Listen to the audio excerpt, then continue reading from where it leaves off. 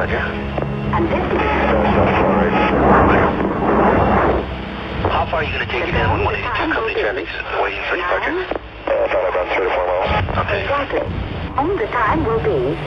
PSA 182 cleared land. 182 is cleared land. seconds.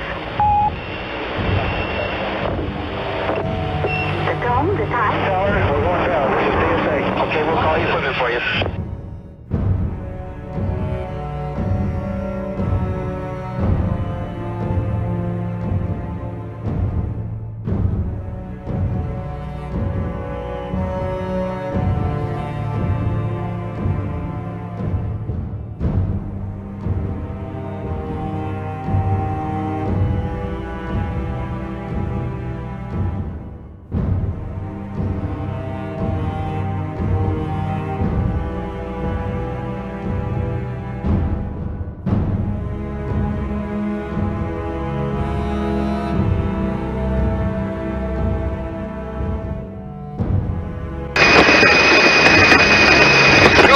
Взрослые!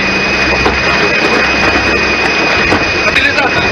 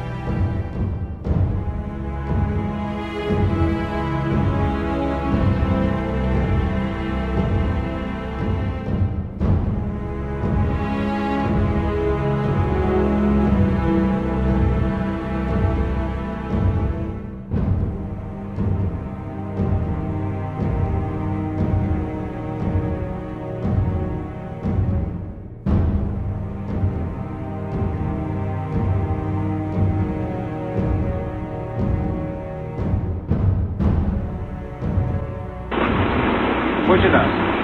Push it way up. Way up. Way up. Way up. That's it.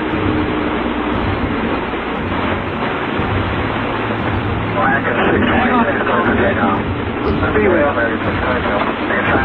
in the position of 17 line. Pull up. Pull up. Pull up. Pull up.